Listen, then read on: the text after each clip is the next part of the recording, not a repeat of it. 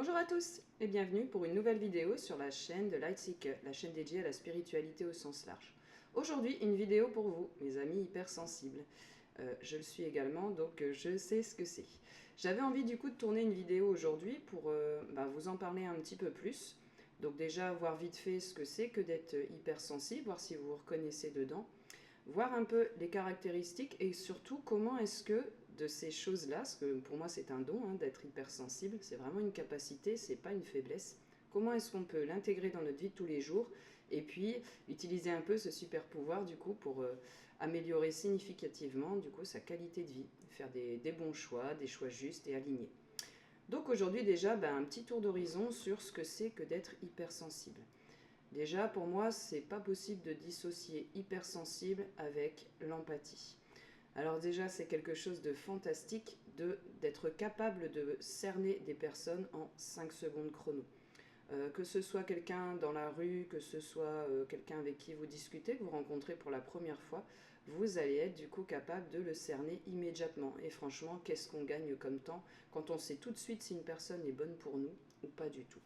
Donc je vais vous poser quelques questions. À vous de voir, vous répondez par oui ou par non du coup, et essayez d'aller un petit peu plus loin. Pas juste oui, non, mais du coup, est-ce que des souvenirs vous reviennent, des sensations, des perceptions, que ce soit une image, une odeur, quelque chose. Enfin, voyez ce que ça vous fait à l'intérieur.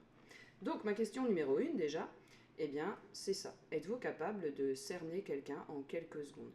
Vous savez d'instinct si cette personne est juste ou non pour vous, si vous allez vous entendre ou pas. Deuxième question, est-ce que ça vous est arrivé de vous retrouver complètement submergé d'émotions? Que ce soit vraiment disproportionné en fait. Il vous arrive quelque chose et votre réponse émotionnelle est bien plus intense que ce que ça devrait être. On ne peut pas contrôler les émotions qui nous submergent comme un raz-de-marée.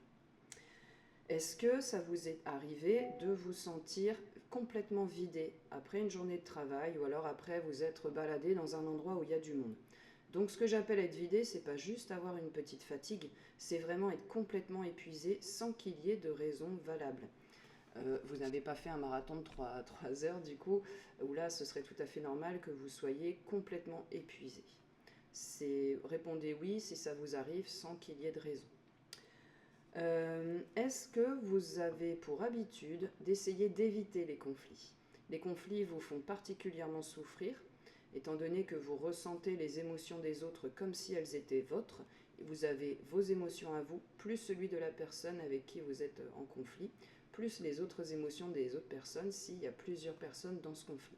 Donc est-ce que vous êtes souvent tenté de prendre une stratégie d'évitement, plutôt éviter le conflit plutôt que de se confronter, tout simplement parce que ça vous fait trop mal? Donc c'est pas une histoire de faiblesse, de je me laisse marcher dessus, c'est simplement que toute idée de violence, de conflit verbal, et c'est encore pire si c'est physique, vous ne le supportez pas. Question suivante, est-ce qu'il vous est très difficile de supporter la foule? Quand vous êtes au milieu d'autres personnes, vous avez l'impression que ça monte comme une cocotte minute en fait, et que plus le temps passe, moins vous supportez d'être au milieu de tous ces gens. C'est un peu comme si vous aviez envie d'hurler à l'intérieur, il y a quelque chose qui vous pousse à vous éloigner de ces personnes, peu importe qui c'est. Tout simplement parce qu'en fait, vous vous sentez un peu comme attaqué de tous les côtés. Là, c'est parce que ça joue au niveau énergétique du coup. Donc, est-ce que ça vous arrive, ça, de ne pas supporter d'être dans une foule? Question suivante. Est-ce que vous avez, pour suivre la foule, un besoin plus important que la moyenne, vraiment un besoin irrépressible, quelque chose qui est vital pour vous, de vous mettre en position de solitude, de vous mettre dans votre cocon, un endroit où vous vous sentez bien et vous avez besoin d'être seul. Ces moments sont des besoins vitaux parce que c'est là où vous vous rechargez. Vous vous rechargez en énergie, vous rechargez votre état émotionnel. Enfin, c'est le moment où vraiment vous vous ressourcez. Est-ce que vous en avez plus besoin que la moyenne? Certaines personnes ne supportent pas d'être seules. Les hypersensibles, c'est plutôt l'inverse. Alors, on est très sociable, pas de souci, mais on a besoin de temps pour nous. C'est un peu comme une oasis. Est-ce que vous avez aussi une sensibilité vraiment très exacerbée, soit par du bruit, des sons, en fait, c'est vraiment quelque chose qui pénètre à l'intérieur de votre tête et vous n'arrivez, c'est trop d'un coup, en fait. Donc certains sons vous sont complètement c'est pas possible de les écouter. D'autres sons eux, vont vous transporter très haut. Ça peut être des odeurs que vous ne supportez pas, qui sont vraiment trop fortes, vraiment qui vous dérangent, qui vous irritent à l'intérieur, c'est pas possible en fait. Ou au contraire, des odeurs qui sont vraiment extrêmement agréables. En fait, il n'y a pas de demi-mesure, quoi. Ça peut être des matières, par exemple, toucher certaines matières qui soit vous dégoûtent vraiment, c'est de la répulsion, c'est de l'instinct, hein, c'est primaire, soit des choses qui vous attirent, que vous trouvez particulièrement agréables, qui vous font du bien. Donc les hypersensibles ont une sensibilité accrue à toutes ces choses-là, la matière, les sons, les bruits.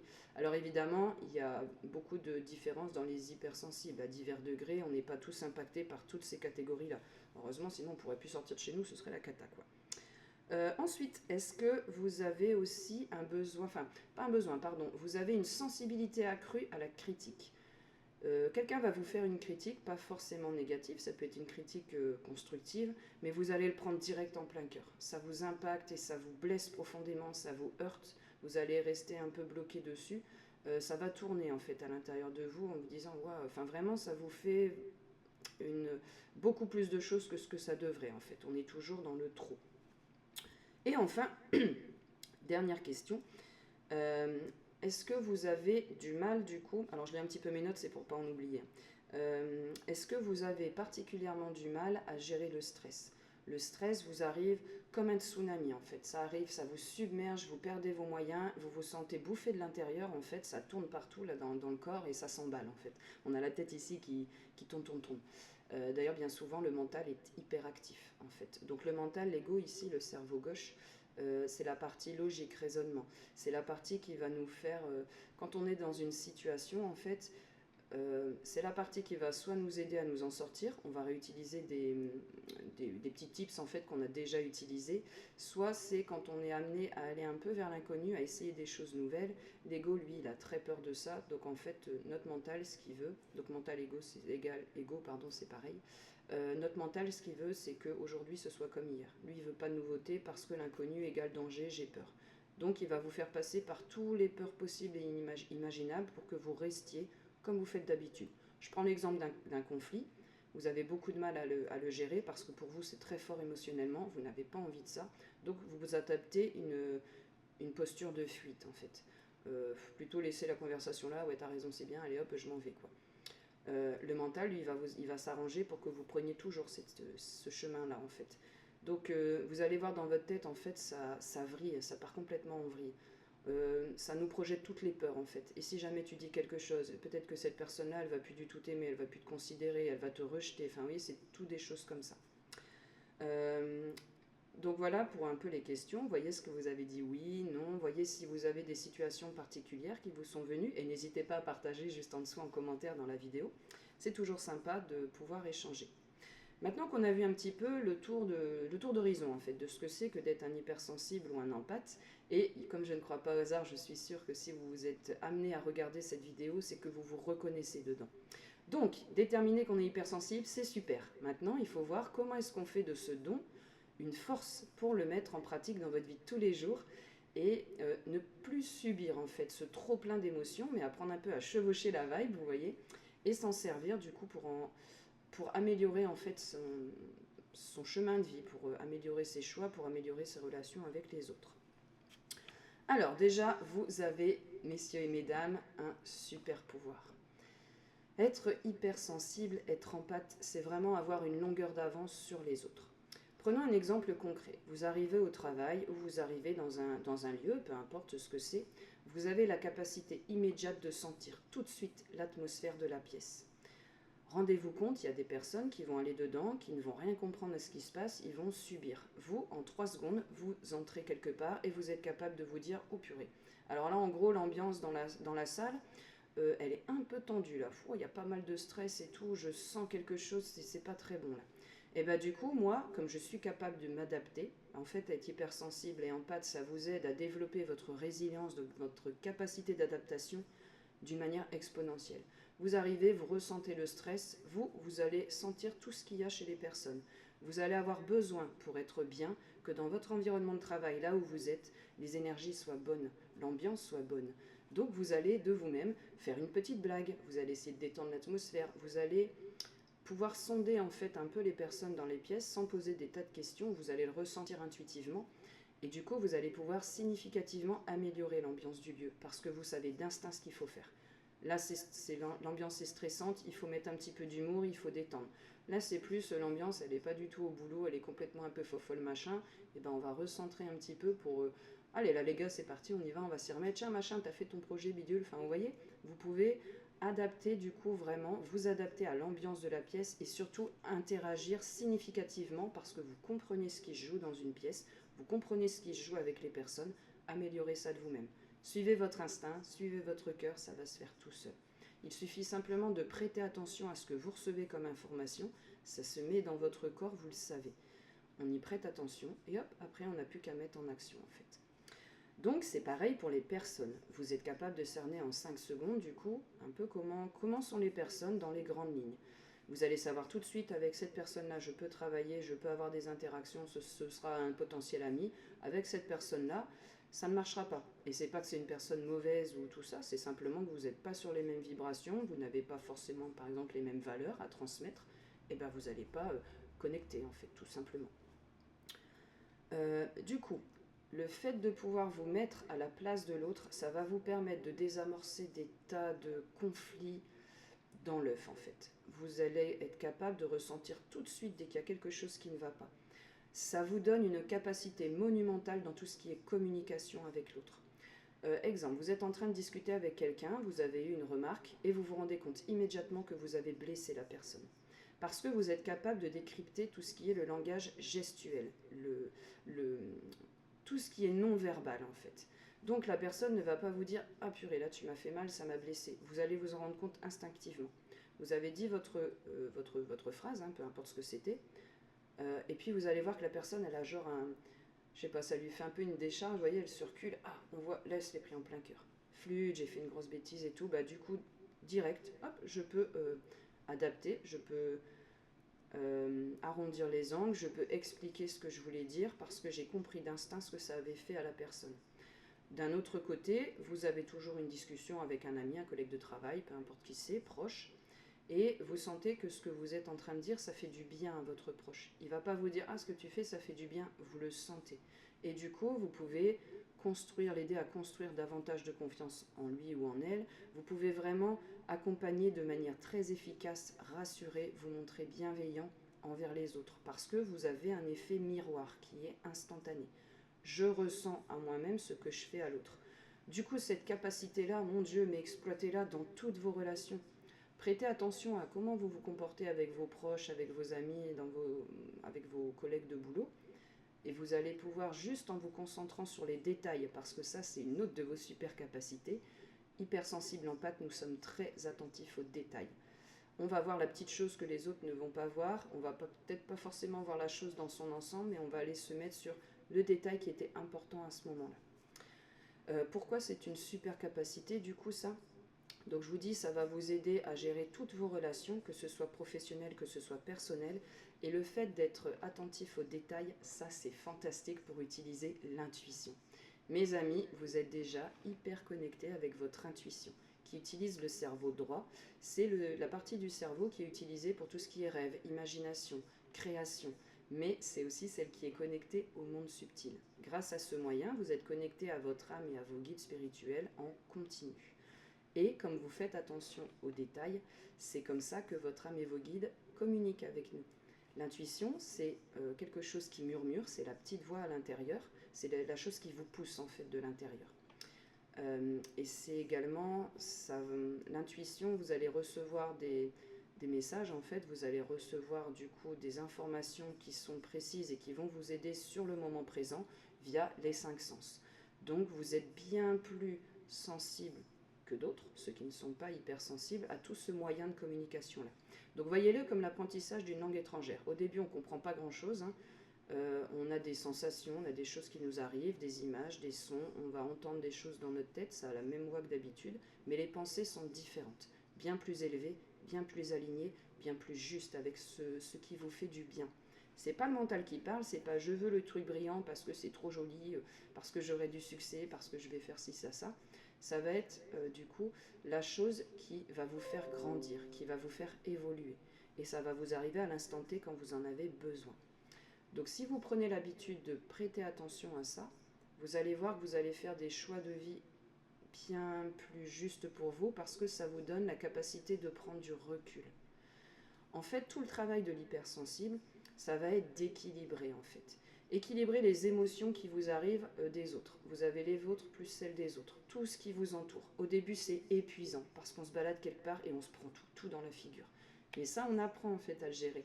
On apprend, comme je vous dis, c'est un peu comme si on chevauchait à cheval. Donc au début, on se casse la binette, ça arrive, on se fait submerger, mais on voit que voilà, là, ça c'est pas possible, je veux plus être submergé, donc je vais mettre en place des techniques du coup pour pouvoir gérer à l'instant T et pour pouvoir gérer sur le long terme.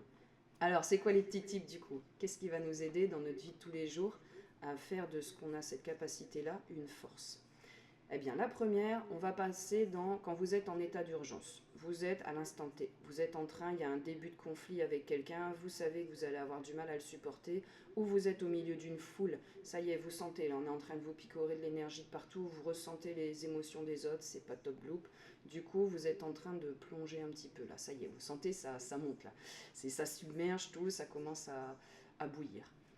La chose la plus pratique, rapide, efficace, c'est immédiat, ça va être de vous concentrer sur votre respiration. On peut faire ça de manière discrète.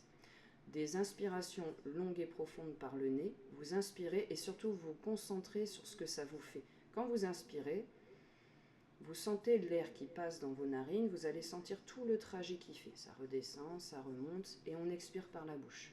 On peut faire ça de manière très discrète. On inspire, on bloque un peu. Et voilà, on expire par la bouche. Rien qu'en faisant ça, du coup, ça va vous permettre de court-circuiter direct votre mécanisme habituel de ça arrive, ça monte, j'explose, je peux plus, je me barre. En gros, ça fait de ça. Parce que votre mental, le cerveau gauche, ne peut pas se concentrer sur son truc habituel, sa litanie, oui alors attention, là je me prends ça, purée, ça fait trop, et machin, faut que je m'en aille, hop, voilà.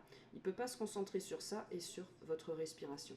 Je me concentre là du coup sur ce que ça fait, je suis en train de regarder quand je respire ce qui se passe. Il ne peut pas gérer les deux. Donc il va se concentrer sur la respiration. Rien qu'en faisant ça, vous allez voir que tout de suite le niveau baisse. On arrête de partir dans le mental, ça vrille plus, on est recentré à l'intérieur, on est beaucoup plus calme, beaucoup plus serein. L'émotion est toujours là, mais elle va être apaisée. C'est plus une montagne insurmontable qui nous arrive en pleine figure, qu'on se prend, on est écrasé contre un mur, on ne peut plus rien faire. C'est quelque chose qu'on va gravir comme ça. Montagne devient colline. Okay, et après, ça redescend encore avec l'habitude. Si, pour une raison ou une autre, ça vous dérange de faire de la respiration, alors concentrez-vous simplement sur les battements de votre cœur. Pas besoin de fermer les yeux, vous pouvez le faire si ça vous aide. Là, vous voyez, je suis en train de vous parler, mais en même temps, je suis en train de me centrer du coup sur le cœur. Je suis en train de faire attention aux battements, et rien qu'en faisant ça, mon rythme cardiaque s'abaisse. Tout s'abaisse, tout devient plus calme, plus serein à l'intérieur. Ça, c'est les petits tips qu'on utilise en cas d'urgence. Et vous allez voir qu'à force de mettre ça en place, ça va devenir une habitude en fait. Deuxième cas de figure, vous êtes très fréquemment amené à être au milieu de la foule. Dans votre lieu de travail, c'est pas forcément top group les émotions qu'il y a autour, les vibrations, l'énergie, vous le sentez. Vous vous sentez vidé quand vous revenez du boulot, c'est pas normal. Vous vous sentez vidé quand vous revenez de votre balade, d'un supermarché ou autre, c'est pas normal.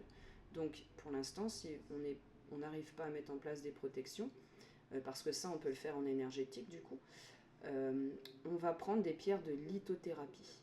Alors des pierres de lithothérapie, vous pouvez en trouver un peu partout sur internet. Allez sur des sites quand même qui sont sécurisés, n'allez pas prendre n'importe quelle pierre qui vient de Chine, ce ne serait pas une pierre qui a été ramassée dans les bonnes conditions. Donc vous allez prendre des pierres en fait et les mettre sur vous. On peut les prendre en bague, en collier, en bracelet, on peut simplement prendre des petites pierres roulées qu'on glisse dans la poche. On peut les prendre sous forme de pendule, vous voyez. Des petites pierres roulées, si je vous en montre une, hop, voilà, donc la mienne elle est montée en collier, mais c'est aussi une petite pierre, voilà, qu'on prend, qu'on glisse tout simplement dans la poche.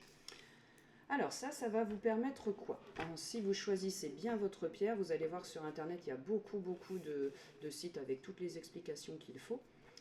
On choisit une pierre en fait en fonction, en gros, quand on ne s'y connaît pas, de sa couleur. Par exemple, les couleurs, elles vont être associées aux chakras, on en a 7 principaux. Alors pour nous les hypersensibles, on va se concentrer sur la zone du ventre. On va se concentrer, pourquoi pas, sur la zone du cœur, ok? Ça va être les plus importantes. Pourquoi pas, on peut essayer aussi une pierre pour tout ce qui est pensée, pour pas se faire embêter. Donc vous allez choisir plutôt des pierres de couleur jaune ou orange. Le jaune travaille sur le plexus solaire, ce que vous émanez en fait, ce qui ressort de vous, la première impression qu'on a de vous quand on vous croise, c'est celui qui gère un peu toutes les relations. Vous voyez comment on vous perçoit, comment vous percevez les autres. Donc des pierres de couleur jaune par exemple, comme de la citrine. Vous pouvez prendre des pierres de couleur orange. Celles-ci, elles sont reliées au chakra sacré, situé 2 doigts en dessous du nombril, gère la zone du ventre. Donc là, elle va vous aider énormément pour tout ce qui est gestion du stress, pour apaiser les émotions qui vous arrivent des autres. Pour des pierres de protection, on va utiliser des pierres violettes, comme l'améthyste par exemple, qui est excellente pour se protéger des émotions des autres. Vous aurez toujours vos émotions à vous, mais au moins ne viendront pas se surimposer comme ça encore et encore les émotions de tous ceux que vous croisez, pardon. Parce que c'est un peu comme si chez vous c'était open bar, donc en fait quand vous croisez quelqu'un, les gens se déversent. Pouf, pouf, pouf, pouf, pouf. C'est inconscient, hein, ils ne le font pas exprès. C'est juste votre façon d'être, quoi. C'est tout. Vous venez un peu aider les autres à se décharger. Mais du coup, il faut apprendre à vous décharger vous-même. Vous allez prendre aussi des pierres de couleur noire qui sont excellentes du coup pour tout ce qui est protection. Type obsidienne, tourmaline. Vous pouvez aller voir sur internet ce que c'est du coup.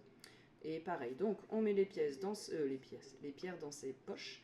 Évitez de mettre plusieurs pierres dans une même poche. Il vaut mieux en prendre 2. De toute façon, ça ne sert à rien d'en prendre 50. Les énergies des unes et des autres s'annuleraient en fait. Elles viendraient se perturber les unes les autres, ça ne fonctionnerait plus. Donc 2 grands max, c'est déjà pas mal. On en met chacun dans une poche et on va se balader comme ça la journée. Dites-moi en commentaire l'avant, après. Avant d'avoir pris des pierres de lithothérapie quand vous alliez au boulot, au supermarché ou autre, et quand vous avez des pierres de lithothérapie avec vous. Attention, des pierres de lithothérapie, ça se purifie tous les jours. Voyez ça un peu comme voilà votre petite pierre, elle va capter en fait toutes les émotions négatives des personnes qui vous entourent. Ça se charge, ok? Voyez ça un peu comme une pile. Hop, enfin une pile mais vide. Elle va se remplir, remplir, remplir, remplir. À la fin de la journée, votre pierre, elle va être surchargée, saturée d'émotions négatives, de vibrations négatives. Si vous la remettez comme ça, telle qu'elle le lendemain, hop, vous la remettez sur vous, bah, qu'est-ce qu'elle va faire? Elle sature. Hop, dès qu'elle va se prendre une énergie négative, elle va vous la renvoyer en pleine figure. Parce qu'elle sature, elle peut pas. C'est comme une éponge qui est trop chargée. Ben, après, l'eau, c'est tout, ça se déverse. Pareil pour les émotions. Donc c'est là où vous allez vous dire, bah flûte, je comprends pas. Alors au début, je mettais ma pierre, tout va bien. Purée, là, je la mets, c'est encore pire. Mais j'ai l'impression que c'est x10. C'est parce qu'il faut la décharger tous les jours. C'est ce qu'on appelle purifier. Enlever les énergies négatives. Soit on le fait quand on sait faire avec le pendule. Hop, ça d'ailleurs, je vous l'apprends dans la formation pendule. Comment est-ce qu'on fait toutes ces choses-là? À la main, si on peut faire à la main. Si on n'est pas dans l'énergétique, qu'on n'a pas forcément envie de se mettre là-dedans, vous allez dans un supermarché quelconque et vous achetez un gros paquet comme ça de sel où il est marqué gros sel non raffiné. C'est pas le sel de cuisine avec lequel on fait à manger tous les jours, c'est écrit sur le paquet, gros sel non raffiné. Le soir, vous prenez votre pierre, vous la mettez dans une petite coupole, enfin vous prenez une coupelle, vous mettez un petit peu de gros sel, ça sert à rien d'en mettre 3 tonnes, et vous posez votre pierre dessus. Vous le laissez toute la nuit, le lendemain matin, vous prenez le sel qui est dans la coupelle, vous le jetez, il n'y en a plus besoin, il est blindé de trucs négatifs. Vous reprenez votre pierre, vous la remettez dans votre poche, et c'est parti. On peut y aller comme ça pour la journée. Une nouvelle journée commence. Et vous allez voir la différence. Elle est très claire entre le avant-après. Je vous invite à partager du coup là en dessous de cette vidéo. Ensuite, pour tout ce qui est, j'ai besoin de beaucoup plus de solitude que les autres. Moi, je suis très sensible aux détails. Pour les critiques, par exemple, les pierres, ça va vous aider aussi, ça c'est clair. Donc pour votre besoin de solitude et votre sensibilité accrue aux détails, faites-en une force. Ça va être génial parce que vous allez du coup vous connecter de plus en plus avec votre intuition, vous avez des aptitudes naturelles à ça. Et le fait d'avoir besoin de solitude, eh ben on va le mettre en application. Plutôt que d'être tout seul chez soi, peut-être en ayant des pensées qui tournent. Ah bah purée, aujourd'hui j'ai encore pas réussi à gérer, et puis j'étais stressée, et puis il y a eu ça, il y a eu ci, il y a eu ça. Mettez à profit ce temps pour méditer. Vous avez des capacités naturelles à méditer. Vous êtes en connexion avec votre intuition, c'est naturel chez vous, ça ira pour méditer. Alors pourquoi méditer du coup? Qu'est-ce que ça va vous amener? Eh bien vous allez voir qu'à force de méditation, et je ne vous dis pas de faire 3 heures tous les jours, hein, c'est quand vous êtes dans votre petit moment de solitude, faites-vous votre petit cocon et méditez ne serait-ce que 5 minutes, c'est déjà fantastique. Et vous allez voir que ça va vous apporter un tel bien-être, une telle sérénité, une paix intérieure, que du coup vous allez avoir envie de le faire plus en fait, parce que ça va être votre moment à vous. C'est que pour vous, c'est là où vous vous recentrez, c'est là où ça vous nourrit le plus. Vous ressortez de ce temps de solitude, vous êtes en pleine forme, quoi. Vous êtes blindé, vous êtes prêt. Prêt et prête. Donc oui, de courtes méditations, ça peut être des méditations guidées, il y en a plein sur internet, ça peut être des méditations sans parole, juste avec un peu de musique, ça peut être des bruits naturels, de la pluie, le bruit de l'océan, le bruit de la tempête, le bruit du vent. Écoutez votre cœur, allez vers ce qui vous porte. Moi j'ai par exemple une affinité avec le bruit de la pluie qui, je ne sais pas pourquoi, mais m'apaise énormément. J'ai quelque chose avec le chant des oiseaux aussi. Pareil, ça touche mon âme, c'est quelque chose qui nourrit, je sais pas, je me sens portée, ça m'élève. Et du coup, ça m'aide à aller à l'intérieur, et là on est parti pour du coup l'introspection. Et l'introspection, c'est comme ça que vous allez avoir des messages en fait. C'est comme ça que vous allez communiquer avec votre âme et vos guides, et qu'ils vont vous donner plein de conseils. Ils vont vous aider énergétiquement du coup à gérer ces émotions en fait qui vous embêtent jusque là. Ils vont vous aider à faire la transition du coup, à pouvoir justement sortir de c'est trop ça m'arrive à je suis capable de gérer, en mettant en application les petits conseils comme ça. Si vraiment vous méditez, ça vous pose problème, faites juste des petits exercices de respiration comme je vous ai dit auparavant. On inspire, on pense à rien en fait, on se laisse faire, on se laisse porter. Ça c'est ce qu'on appelle le lâcher prise. On fait le vide dedans, ici c'est tout calme, et comme ça on est prêt à recevoir ce que notre âme a à nous dire. Et notre âme elle a toujours des choses positives à nous dire, ce qu'elle veut c'est nous aligner sur notre chemin. Et c'est comme ça que du coup vous allez utiliser vos super capacités de comprendre ce que votre âme et vos guides vous disent pour prendre du recul sur toutes les situations que vous allez croiser et avancer beaucoup plus sereinement sur votre chemin de vie.